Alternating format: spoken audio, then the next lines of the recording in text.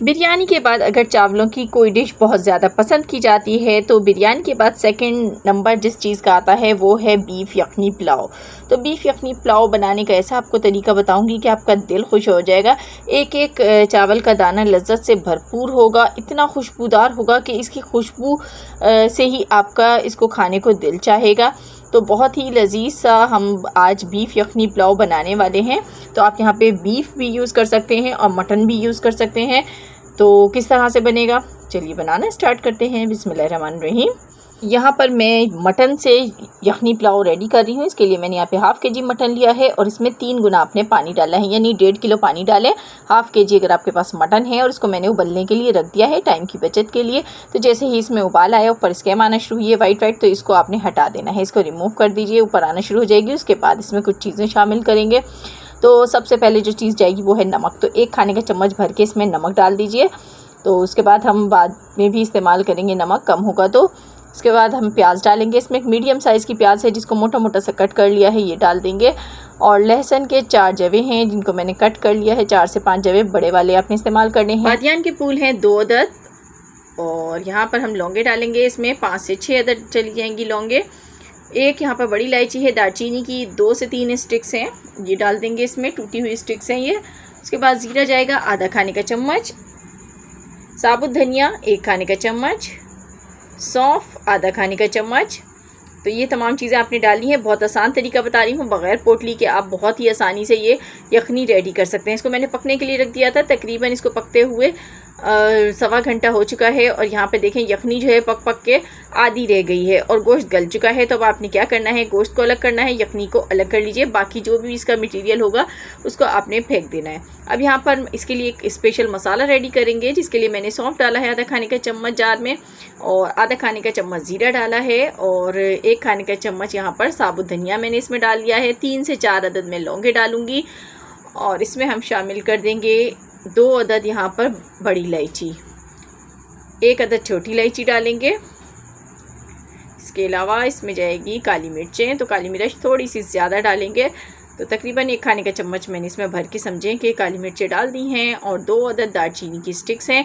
तो इन तमाम चीज़ों को आपने ग्राइंड कर लेना है, इसका पाउडर बना लेना है। तो ये बहुत ही खुशबूदार सा यहाँ पर हमारा मसाला रेडी हो गया है। पुलाव के लिए स्पेशल मसाला है। तो ये हमने यहाँ पर 3 पाव चावल के लिए रेडी किया है और ये बिल्कुल परफेक्ट रहेगा। अब मैंने ले लिया है एक कुकिंग पॉट और इसमें डाल दिया है कुकिंग ऑयल। इसको गर्म होने दिया।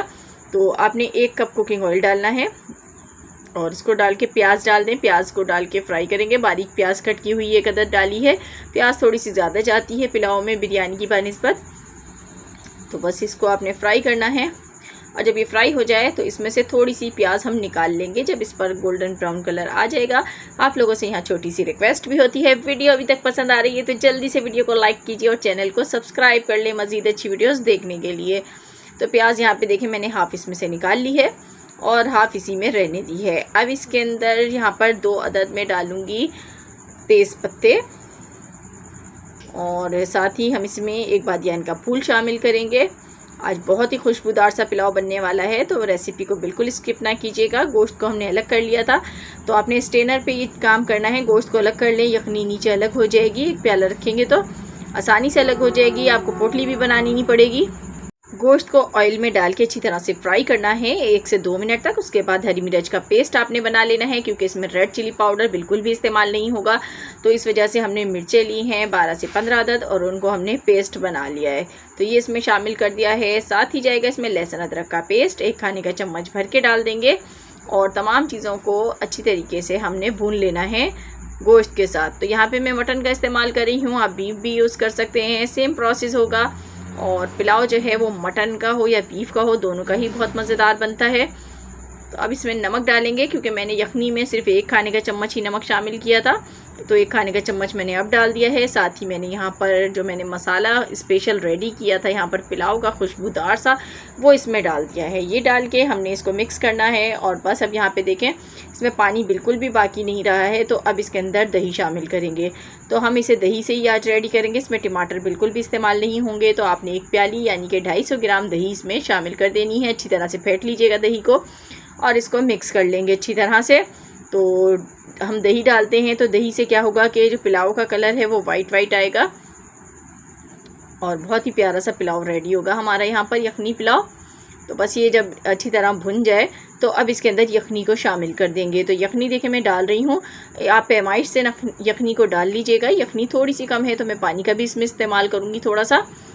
तो ये देखें, अब जैसे हमारे पास अगर 4 कप चावल हैं तो हम उसके अंदर 7 कप पानी शामिल करते हैं, तो उस हिसाब से यखनी रखनी है। अब इसमें चावल डालेंगे तो घर में जो नॉर्मली यूज़ होते हैं चावल वही मैंने लिए हैं, बासमती राइस, और इनको आधा घंटा पहले सोख होने के लिए रख दिया था, अच्छी तरह वॉश होने के बाद करने के बाद। और यहाँ पर मैंने चावल जैसे ही उबाल आया है यखनी में तो मैंने चावलों को शामिल कर दिया है। और चावल को शामिल करने के बाद एक बार इसमें चम्मच चलाएंगे। बार बार चम्मच चलाने की ज़रूरत नहीं है, इसको आप पकने दीजिए। बार बार चम्मच चलाने से चावल टूट भी जाते हैं कभी कभार, तो चम्मच का इस्तेमाल जितना कम किया जाए उतना ही अच्छा है। तो बस इसको मिक्स कर लिया है। एक बार नमक चेक कर लीजिएगा, यखनी में अगर नमक सही है तो ठीक है, अगर कम लगे तो थोड़ा मज़ीद शामिल कर दें। अब इसमें मैंने मिर्चें डाली हैं, साबुत हरी मिर्चें डाली है, नीचे से कट लगा लिया है मैंने। जैसे कि बताया कि इसमें रेड चिली का इस्तेमाल नहीं होगा, हरी मिर्चों से ही इसमें जो भी चटपटापन आएगा वो इसी से आएगा। तो अब यहाँ पर लीमू शामिल कर लेंगे। तो यहाँ पे थोड़ा सा चटपटा सा पुलाव रेडी कर रही हूँ मैं। फीका पुलाव हम बिल्कुल भी नहीं बना रहे हैं। तो पुलाव का नाम सुन के अगर कुछ लोग समझते हैं कि फीका होगा तो ऐसा नहीं होता। तो बस अब ये देखें, अब इसका पानी ड्राई होने लग गया है। तो जब इसका पानी ड्राई होने लग जाए तो फिर उसके बाद हम इसमें प्याज शामिल करेंगे, जो कि हमने सबसे पहले फ्राई करके निकाल ली थी। तो एक लीमू हमने इसमें डाला है, इससे क्या होगा कि चावल आपके खिले खिले रहेंगे और फ्लेवर भी बड़ा अच्छा आएगा। तो इसको दम पर लगा देते हैं तकरीबन 15 मिनट्स के लिए। बिस्मिल्लाहिर्रहमानिर्रहीम। तो माशाल्लाह अल्हम्दुलिल्लाह बहुत ही अच्छी सी खुशबू आ रही है और चारों तरफ फैल गई है किचन में इस टाइम।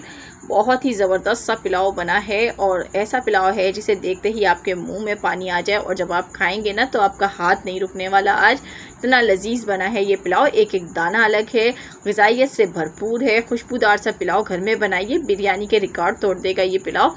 तो कैसी लगी आज की रेसिपी कमेंट बॉक्स में ज़रूर बताइएगा। मिलूंगी नेक्स्ट वीडियो में, तब तक के लिए अल्लाह हाफिज़।